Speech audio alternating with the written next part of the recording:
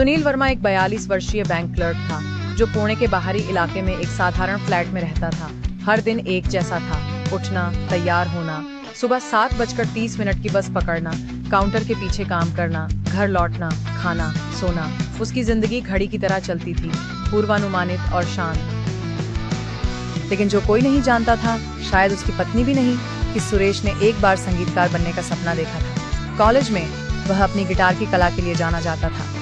उत्सवों के दौरान उसके दोस्तों ने उसके आसपास इकट्ठा होकर उसकी धुनों पर खुशियां मनाई थीं।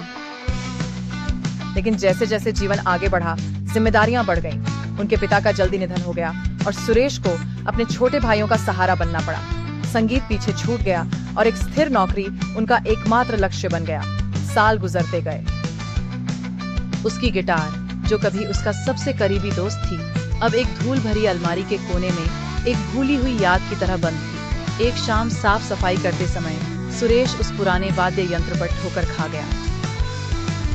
उसने उसे उठाया, धूल फूंककर साफ की और कुछ पुराने स्वर छेड़े। यादों का सैलाब लौट आया। कॉलेज के दिन, मंच की रोशनी, तालियां, हंसी। उसका दिल तेजी से धड़कने लगा।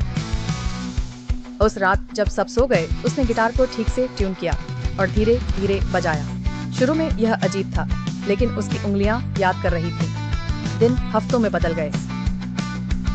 सुरेश ने नियमित रूप से अभ्यास करना शुरू किया, चुपचाप, बिना किसी को बताए। यह उसका पलायन बन गया। बैंक में लंबे थकाऊ घंटों के बाद उसकी थेरेपी। आखिरकार उसकी पत्नी अंजलि ने ध्यान दिया। तुम इन दिनों ज्यादा मुस्कुरा रहे हो, उसने हल्की मुस्कान के साथ कहा। क्या यह गिटार है? शर्मिंदा होकर उसने सिर हिलाया। उसने उसे चौंका दिया, यह कहकर, तुम फिर से स्थानीय संगीत समूह में क्यों नहीं शामिल हो जाते? तुम्हें हमेशा से यह पसंद था। घबराते हुए सुरेश ने कम्युनिटी हॉल में एक जैम सेशन में भाग लिया। उनकी आश्चर्य की बात, वह पूरी तरह से फिट हो गए। उनकी पुरानी चमक वापस आ गई। उन्होंने सप्ताहांत में प्रदर्शन करना शुरू किया, छोटे कार्यक्रम, स्कूल फंक्शन, पड़ोस के शो। उसने अपनी नौकरी नहीं छोड़ी और न ही वह मशहूर हुआ, लेकिन उसके अंदर कुछ बदल गया था।